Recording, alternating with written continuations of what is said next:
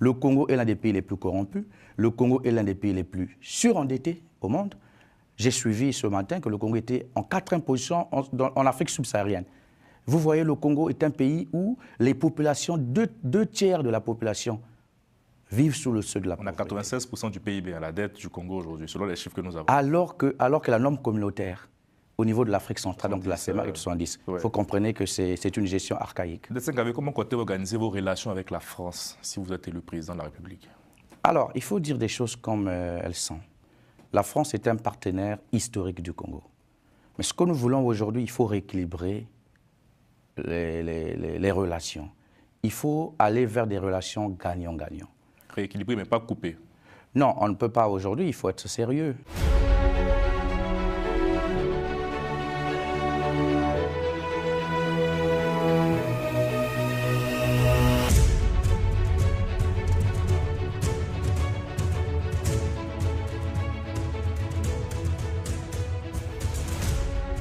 Bonsoir à tous. Nous recevons ce soir Destin Gavé, président du mouvement républicain et candidat à l'élection présidentielle de mars 2026 au Congo. Bonsoir. Bonsoir. C'est un plaisir de vous recevoir sur mon plateau. Il est très partagé ce plaisir. Merci. D'abord, une question de clarification, notamment liée à l'affaire de Kémy Séba, qui a été expulsé de votre pays alors qu'il réalisait une conférence sur le franc CFA. C'est vous qui l'avez invité, si je ne me trompe pas. Oui, effectivement, c'est moi qui l'ai invité. Quelle est votre version des faits? Bon, déjà, il faut dire qu'on est d'abord africain. Et lorsqu'on est africain, on a des combats communs. Je suis donc représentant d'Urgence panafricaniste au Congo-Brazzaville. D'accord.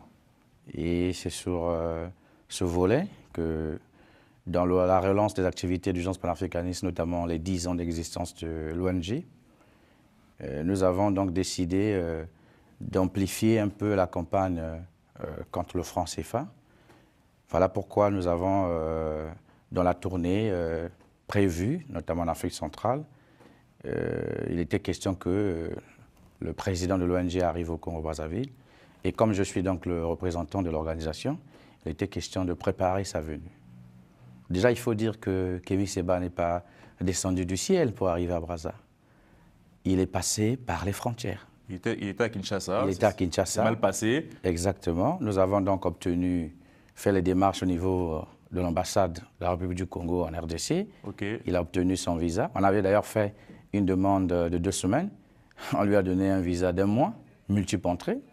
Donc toutes les formalités administratives ont été respectées. Est-ce que vous nous dites sur ce plateau? Bien évidemment. C'est important de clarifier. C'est ce que je vous dis. Okay. Donc il a eu son visa avec ses collaborateurs.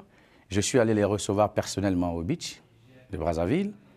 Ils sont rentrés, voilà. Donc tout a été clair et net. Il a été reçu sur le plateau de DRTV, qui est une chaîne privée, d'ailleurs la première chaîne privée au Congo. Il a passé son message pour dire que nous allons tenir une conférence sur le franc CFA. Et donc tout a été clair. Nous avons commencé à lancer nos affiches et mobiliser nos militants. Et donc le jour J, voilà, le jour de l'activité, que nous sommes interpellés par les services de renseignement pour dire « Vous devez arrêter votre activité, on doit vous entendre ». Nous étions surpris. Vous avez eu tout le temps, le message a circulé. Et donc, puisque nous avons... Avant de poursuivre, est-ce que vous avez fait une démarche administrative aussi pour organiser l'événement? On vous a accordé une autorisation? Non, mais on n'a pas besoin d'une démarche administrative. Il faut le dire, l'activité s'est déroulée dans un cadre privé. On n'était pas dans un espace public. D'accord, ce n'était pas une manifestation ouverte? Mais exactement, c'était dans le siège de mon parti politique, qui était un espace privé. Et donc, on n'avait pas besoin de demander une autorisation pour ça. D'accord.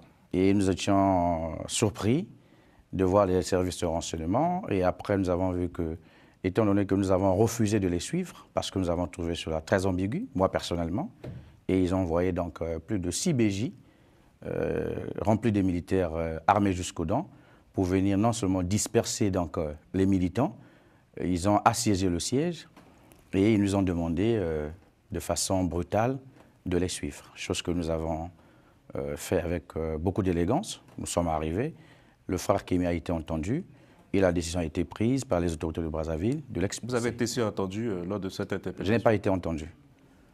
Est-ce qu'il a subi des agressions physiques? Non, il n'y a pas eu d'agression physique, ça je peux le témoigner. Il a été interrogé pendant près de 4 heures. Il vous a fait part du contenu des échanges avec les services de Oui, renseignement? mais c'était des questions farfelues. D'ailleurs, il a dit pourquoi vous voulez organiser le franc CFA, pourquoi cette conférence, c'est pour quel but, etc. Alors que les choses sont très claires. Le franc CFA, c'est une question monétaire. Nous devons en parler. Ce n'est plus une question de tabou aujourd'hui. Mais parce que M. Thierry Mongala, le porte-parole du gouvernement, disait que la liberté d'expression ne saurait justifier des propos qu'il juge déstabilisateurs. Il a même qualifié Kémy Séba de provocateur professionnel. Bon, vous le répondez? Vous savez, monsieur Thierry Mongala, aujourd'hui, il a perdu toute la crédibilité aux yeux du peuple congolais. C'était une sortie très hasardeuse. Lorsqu'il dit qu'on ne peut pas, les questions monétaires ne peuvent pas être discutées, c'est archi faux, même aux États-Unis. Il fait référence aussi, oui. Je me fais référence aux États-Unis pour dire qu'on ne critique pas vraiment le dollar pour des questions de stabilité. Les questions monétaires, aujourd'hui, dans notre programme, par exemple, nous parlons de la question du franc CFA. On en parlera tout à l'heure. Alors, donc, je pense que Thierry Mongala, il sort de sa convalescence, je pense bien, et il n'était pas prêt pour une telle sortie. C'était une sortie hasardeuse, il faut le comprendre. Aujourd'hui, le peuple congolais sait qui est Thierry Mongala. Et donc, c'est un oiseau de mauvais augure qui ne passe son temps qu'à dire du mensonge. Aujourd'hui, nous devons regarder les choses avec beaucoup d'élégance, que Thierry Mongala nous explique la gestion chaotique de Denis Sassou Nguesso depuis 41 ans. C'est ce que les Congolais attendent de lui, qui nous justifie le bilan du président Sassou, au lieu de faire des sorties qui ne tiennent pas la route. Et donc pour vous, cette expulsion de Kémy Séba reste illégale et vous assumez de l'avoir fait venir dans votre pays? Bien évidemment, je suis un acteur politique, j'assume tout ce que je fais. Je suis dans l'arène politique depuis 8 ans, à l'opposition. Et le pouvoir de Brazzaville sait quelles sont mes positions. Et la question du franc CFA n'est pas terminée, puisque nous devons aborder cette question en long et en large pour expliquer aux Congolais le bien fondé ou pas de cette monnaie. En tout cas, c'est le sujet aussi de notre émission. D'abord, pourquoi souhaitez-vous présider votre pays, Destin Gavé? Alors, je souhaite présider mon pays, il faut le dire avec les termes les plus simples, parce que depuis 60 ans, la plupart des politiques qui ont été empruntées dans notre pays n'ont pas apporté des réponses satisfaisantes à notre peuple. Oui, à la sortie de l'indépendance, nous avons vu le président Philbert Yulu essayer, mais après on a vu le président Massamba Deba mettre en place ce qu'on appelait la révolution industrielle, avec la création de plusieurs entreprises. Mais depuis que les militaires ont pris le pouvoir en 1969, avec la création du PCT et le coup d'État, l'arrivée du président Marien Ngouabi, jusqu'aujourd'hui, nous constatons que notre pays recule. Aujourd'hui, les Congolais sont incapables de rivaliser en promptitude et en aptitude avec les autres peuples. Aujourd'hui, le Congo, qui est un pays producteur de pétrole, le premier en Afrique centrale, aujourd'hui, le litre de carburant coûte 775 francs CFA.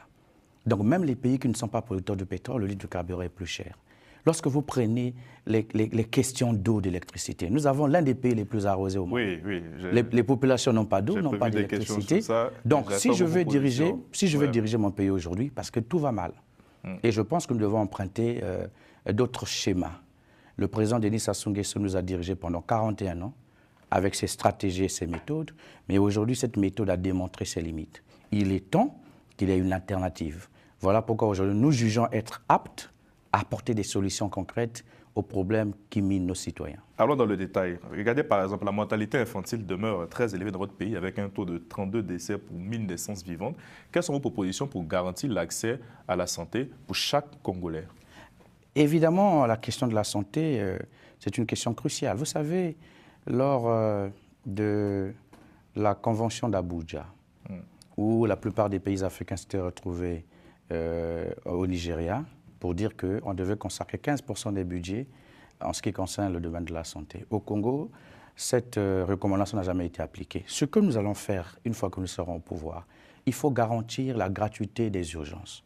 Parce que vous savez, au Congo, lorsqu'un citoyen arrive à l'hôpital, la première des choses qu'on lui demande, c'est de payer la consultation. À 2 000 francs CFA, 5 000 francs CFA, parfois jusqu'à 10 000 francs CFA. Et lorsque quelqu'un n'a pas ces 2 000 francs CFA, il est abandonné au triage. On demande à la personne qui est malade, appelez, contactez vos familles. Donc lorsque nous allons garantir la gratuité des urgences, c'est pour sauver des vies avant de chercher à savoir qui est derrière cette personne, il est issu de quelle famille. Nous allons, ce que nous avons dit, instaurer de façon réelle la gratuité de la césarienne. Parce qu'on ne peut pas comprendre aujourd'hui qu'une femme qui donne vie peut mourir en donnant la vie. Alors nous avons dit les promesses mielleuses qui ont été faites sur la césarienne, qui étaient une façon d'embobiner la population, gratuité de la césarienne. Ce que nous avons dit, nous allons mettre en place les cliniques mobiles. Qu'est-ce que nous appelons par clinique mobile? Dans les zones périphériques, parce que le Congo est confronté à la situation des routes, il faut que l'hôpital aille vers les patients. Et donc, la clinique mobile va permettre d'aller toucher dans les fins fonds de Mungundu Nord, Mungundu Sud, Ngoa 2, Tikapika, des villages reculés où il n'y a pas la possibilité d'avoir des dispensaires. Pour nous permettre, pendant que nous sommes en train de construire des hôpitaux, des centres de santé intégrés, les gens sont déjà en train d'être soignés pour réduire le taux de mortalité. Parce qu'aujourd'hui, le président de Sassou Nguesso nous a promis 12 hôpitaux généraux à l'époque, depuis 2016.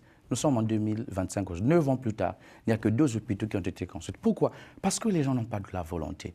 Regardez, mon cher frère, lorsque vous voyez, il y a une enquête qui a été faite par une ONG de chez nous, publier ce que vous payez. Entre 2020 et 2022, 160 milliards de francs CFA ont été détournés au ministère de la Santé. Parce qu'il fallait construire des centres de dialyse, il fallait construire des centres de santé intégrés, il fallait même construire un centre de santé intégré au sein de l'aéroport international de Maya-Maya. Vous savez, aujourd'hui, si vous tombez à l'aéroport de Maya-Maya, il faut vous transporter dans un centre de santé qui se trouve à des kilomètres. Donc, vous constatez que les dirigeants n'ont pas la volonté de mettre en place un véritable système de santé. Voilà pourquoi nous avons dit un village, un centre de santé. Une commune, un hôpital de référence ou un hôpital général. Dans chaque chef-lieu du Congo, aujourd'hui nous avons 15 départements désormais, nous allons construire 15 hôpitaux généraux avec des spécialités différentes. Parce que vous savez, par exemple, dans les hôpitaux au Congo, vous n'avez même pas de scanner, pas de IRM, rien du tout. Et donc c'est une médecine qu'on peut dire aveugle. Le plateau technique est défaillant. Et donc nous devons construire, équiper pour permettre aux Congolais d'avoir un système de santé adéquat parce que nous sommes un pays riche. C'est très ambitieux, mais comment vous financez ces mesures-là aujourd'hui? Le financement des mesures, vous savez, nous sommes un pays riche. Tout se passe dans la loi de finances. Oui. C'est la loi de finances qui détermine les priorités dans une nation. Excellent, c'est là que je voulais arriver. Et donc, nous pensons qu'à travers la loi de finances, nous allons réduire drastiquement le train de vie de l'État. D'accord. Combien de ministres vous aurez, par exemple, si vous êtes au gouvernement, si vous êtes distingué président de la République, nous aurons 15 ministres maximum. Okay. Nous allons réduire la taille de l'Assemblée nationale. Combien de députés? Nous aurons 75 députés pour une population de 6 millions d'habitants.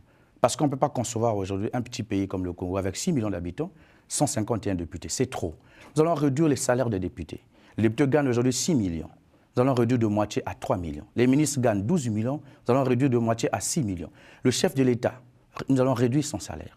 Vous voyez aujourd'hui, par exemple, l'Institut Présidence de la République, concentre à lui seul 50 et quelques milliards de francs CFA en budget annuel. C'est trop. Nous allons réduire certaines institutions. Nous allons supprimer le Sénat. Parce que nous pensons que pour une jeune démocratie comme la nôtre, on n'a pas besoin d'avoir le Sénat. Donc voilà toutes les mesures que nous allons faire. Et aussi, nous allons assainir les finances publiques. Nous allons assainir le climat des affaires. Parce qu'aujourd'hui, aucun investisseur sérieux ne peut venir investir au Congo. Le climat des affaires est très dégradé. Il y a des investisseurs qui arrivent quand même. Un investisseur sérieux, je dis bien. Parce que les gens passent par les détournements des fonds.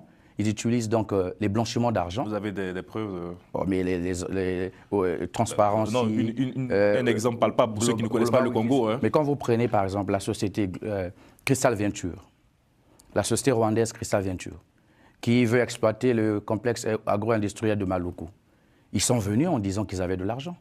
Mais avec des investigations jusqu'à aujourd'hui, ça fait 3 ans, ce site n'a même pas d'électricité. Et lorsqu'on creuse, on se rend compte que c'était du bluff, c'était du mensonge, parce que les acteurs politiques qui ont pillé l'argent dans notre pays veulent passer par ces entreprises pour faire des placements.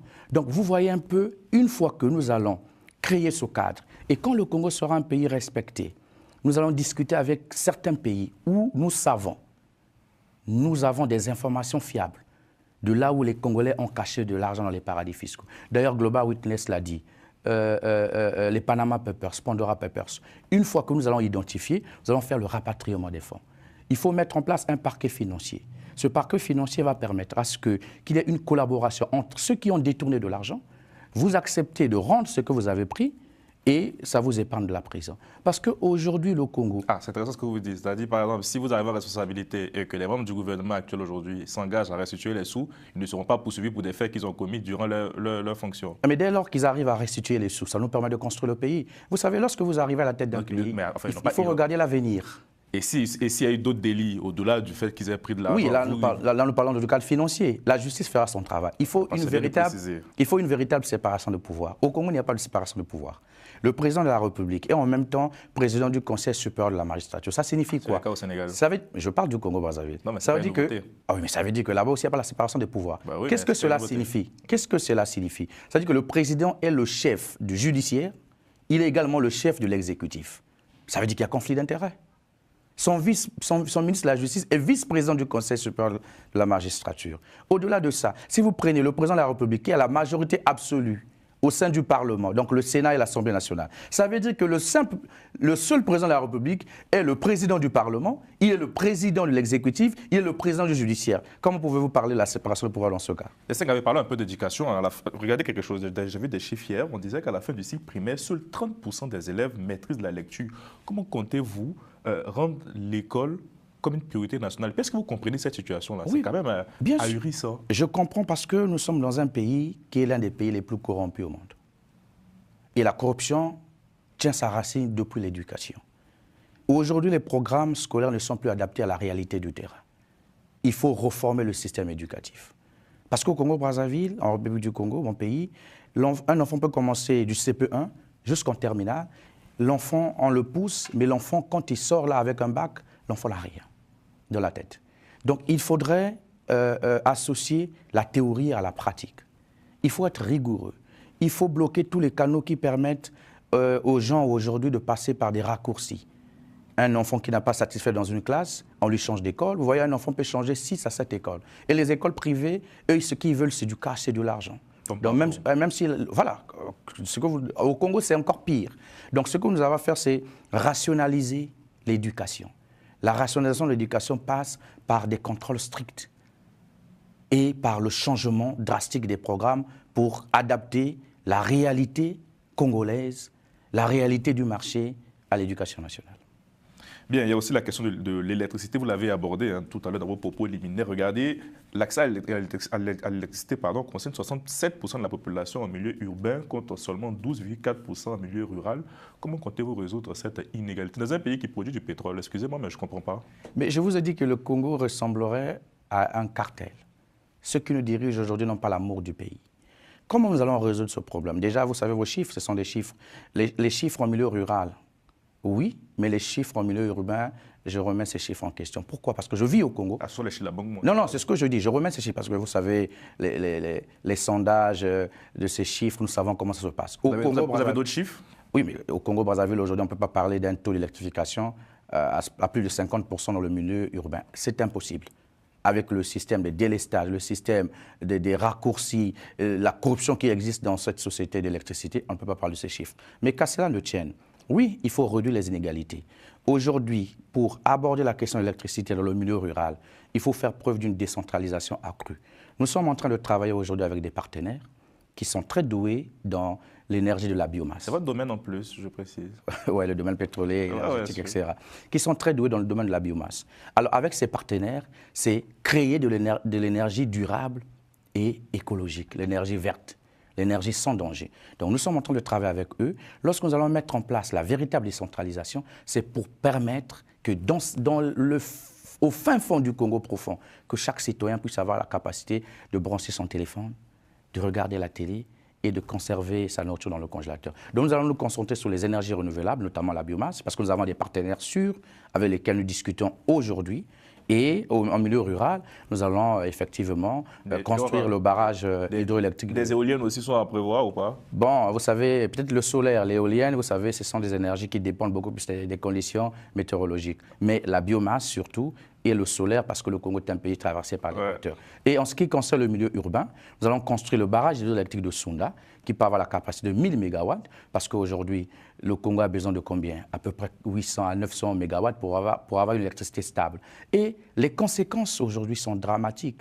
Aujourd'hui, l'économie est à terre. Parce qu'un pays qui n'a pas d'énergie, un pays qui n'a pas d'électricité ne peut pas parler de développement, parce que même le secteur informel est impacté. Et ça fait partie de nos priorités en 2026 lorsque nous serons élus par le Congo. On nous parle quand même d'une croissance modeste, c'est 4%, même si elle est modeste, mais il y a quand même une croissance. Et vous savez, vous mettez en cause ces chiffres aussi. Nous avons une économie tertiaire.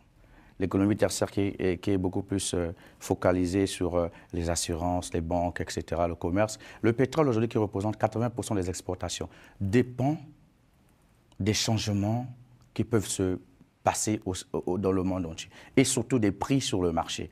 Le Congo produit aujourd'hui 270 000 barils par jour, mais vous constaterez avec moi que nous avons des pénuries de carburant tous les jours. Donc c'est une croissance qui ressemblerait à du vernis. On vous fait croire autre chose, mais le pays ne sort pas de sa souffrance accrue. Le Congo est l'un des pays les plus corrompus. Le Congo est l'un des pays les plus surendettés au monde. J'ai suivi ce matin que le Congo était en 4e position en Afrique subsaharienne. Vous voyez, le Congo est un pays où les populations, deux tiers de la population vivent sous le seuil de la pauvreté. On a 96% du PIB à la dette du Congo aujourd'hui, selon les chiffres que nous avons. Alors que la norme communautaire, au niveau de l'Afrique centrale, donc de la CEMAC, est de 70. Il faut comprendre que c'est une gestion archaïque. Destin Gavé, comment comptez-vous organiser vos relations avec la France si vous êtes élu président de la République? Alors, il faut dire des choses comme elles sont. La France est un partenaire historique du Congo. Mais ce que nous voulons aujourd'hui, il faut rééquilibrer les relations. Il faut aller vers des relations gagnant-gagnant. Rééquilibrer, mais pas couper. Non, on ne peut pas aujourd'hui, il faut être sérieux. On ne peut pas... Il y a des gens qui appellent à des ruptures, hein, franches et concrètes. On ne peut pas comparer la situation de la République du Congo avec celle du Mali, du Niger, du Burkina ou d'autres pays. Il faut faire cette nuance. D'accord. Aujourd'hui, vous savez, la France a une relation historique, je l'ai dit, avec le Congo, mais c'est une relation aujourd'hui qui est basée, comme partout, sur des intérêts. La France est liée au Congo à travers plusieurs sociétés, notamment Total, qui exploite 60% de notre pétrole. Mais aujourd'hui, nous avons dit, une fois que nous serons aux affaires, il faut faire l'audit de tous les contrats pétroliers.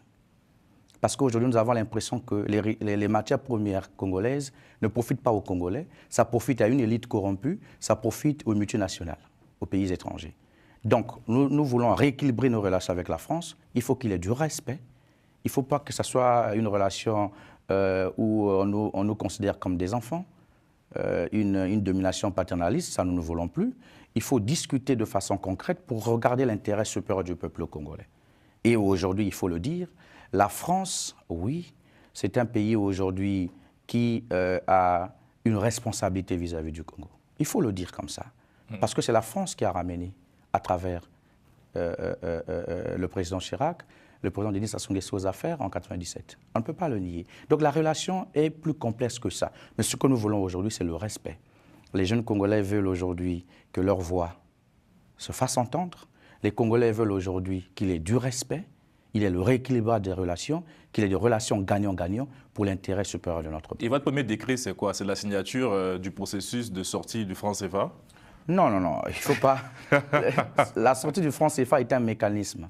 Aujourd'hui, il faut dire qu'il y a déjà une évolution du franc CFA du côté de l'UEMOA. Ce qui n'est pas le cas. Ce n'est pas le cas chez vous, hein? Dans la zone CEMAC. C'est ce que je dis. Vous constatez qu'aujourd'hui, il faut encore déposer 50% des réserves de change dans la Banque de France pour permettre à ce qu'il y ait équilibre. Donc, c'est comme si les Africains sont immatures à gérer leur propre argent. Enfin, pas de parité fixe. Hein. Oui, mais c'est une parité parfois ambiguë. Ce que je veux dire aujourd'hui, s'il faut sortir du franc CFA, nous, en tant qu'Africains, nous prenons dans un premier temps une monnaie commune aux États africains. Nous discuterons avec nos pairs. Donc, il n'y aura pas de volonté personnelle. Hein. Vous allez d'abord agir de manière communautaire. On ne dirige pas un pays. C'est pour ça que c'est compliqué, hein, parce qu'il peut y avoir un destin gravé au Congo, mais pas de destin gravé chez vos voisins au Gabon et tout. C'est complexe. Regardez aujourd'hui les pays du Sahel. L'AES, pardon. Oui, justement. Ils ne sont pas encore sortis du franc CFA. Pourquoi? C'est un mécanisme complexe. La monnaie, ce n'est pas en claquant les doigts qu'on doit sortir d'une monnaie. Mais il faut discuter. C'est ce qu'on vous reproche aussi souvent, de faire un peu du populisme sur cette question. Non. C'est critique ou pas? Nous sommes politiques, nous ne sommes pas des activistes. Nous sommes politiques. Et lorsqu'on aspire à diriger un pays, il faut regarder les choses sous tous les angles. La question monétaire est une question importante, qu'on ne peut pas se réveiller de son sommeil et signer un décret pour... Non. Il faut réfléchir, il faut discuter avec des experts. Voilà. Il faut procéder à des consultations. Et une fois que vous sentez que toutes les solutions que vous envisagez, ou bien vous êtes bloqué sur quelque chose, à ce niveau, vous pouvez réfléchir à une monnaie nationale ou pas. Mais c'est loin d'être le cas. Aujourd'hui, ce que nous voulons, c'est accéder au pouvoir, c'est rendre la dignité au peuple congolais, parce que notre peuple a perdu sa dignité. Une fois que cette dignité sera rendue, ça va nous donner la possibilité de réorganiser et de refonder notre pays. Espérez-vous réellement battre le président Denis Sassou Nguesso dans les urnes? Vous savez, la question d'élection est une question importante. On a reçu un ancien colonel ici qui a dit, lui, il ne croit pas aux élections. Je ne sais pas si vous avez vu l'interview. Oui. Bon, vous savez, le président Sassou a été battu en 92 par les urnes. C'est ce que les Congolais oublient. Parce qu'on a comme l'impression que les Congolais oublient facilement l'histoire de notre pays. En 92, les premières élections libres, équitables et transparentes, qui a vu le président Pascal Lissouba remporter l'élection. Le président Sassou et son PCT. Il était troisième. Il n'était même pas qualifié au deuxième tour. Ça veut dire qu'on peut battre le PCT par les urnes. Mais ce que nous voulons aujourd'hui, c'est de rendre les conditions équitables d'une véritable élection. C'est-à-dire regarder la question de la Commission électorale nationale indépendante. Il faut reformer cette commission. Cette commission ne peut pas être indépendante et dépendre du ministère de l'Intérieur. On ne peut pas aujourd'hui attendre que le ministre de l'Intérieur vienne proclamer les résultats d'une élection aussi capitale alors qu'il y a une commission.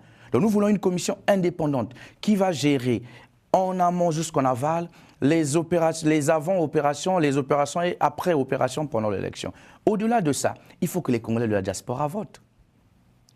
Notre loi électorale prévoit que les Congolais de la diaspora devraient voter. Il faut créer les conditions du vote des Congolais de la diaspora. Il faut créer les conditions pour aller vers la biométrie. Parce que la biométrie limiterait les tricheries que nous avons dans notre pays. Il faut plafonner les dépenses. Ah, ce n'est pas partagé par tout le monde. Hein. Certains considèrent que ça peut même encore accentuer les choses. Parce qu'avec le numérique, on peut tout faire. Bon, je pense qu'avec l'avis des spécialistes que j'ai consultés, ils m'ont dit que la biométrie, quand même, est assez fiable par rapport à d'autres systèmes. Il faut plafonner les dépenses des campagnes électorales. Parce que le PCT est un parti politique qui vide des frais de l'État, qui puise dans les caisses de l'État. C'est un parti d'État selon vous? Ah, mais bien évidemment. Bien. Et donc, il faut limiter, comme ici en France, avoir les comptes des candidats, les comptes de campagne, pour ne pas dépasser un seuil. Parce qu'il y a l'achat des consciences au Congo. On achète les citoyens pour aller voter. On achète aussi les opposants, vous savez ça? Oui, certains opposants, d'après ce que nous entendons. Est-ce que vous avez reçu des offres? Vous savez, lorsque vous engagez en politique avec votre cœur pour l'intérêt de la nation, les offres peuvent arriver, mais vous êtes focus sur votre priorité. Et pour conclure l'émission, si demain vous proposez un poste de ministre au sein du gouvernement de Denis Sassou Nguesso, est-ce que vous l'accepterez? Je n'ai pas fait tout ça pour être ministre. Vous ne serez jamais ministre de Denis Sassou Nguesso? Attention, on ne dit jamais, jamais en politique. Il peut avoir... Non, non, s'il vous plaît. On peut aller vers... Ah non, non, le président Sassou, c'est un humain. On peut aller vers une transition. On peut aller vers les États généraux. On peut mettre en place un gouvernement d'union nationale.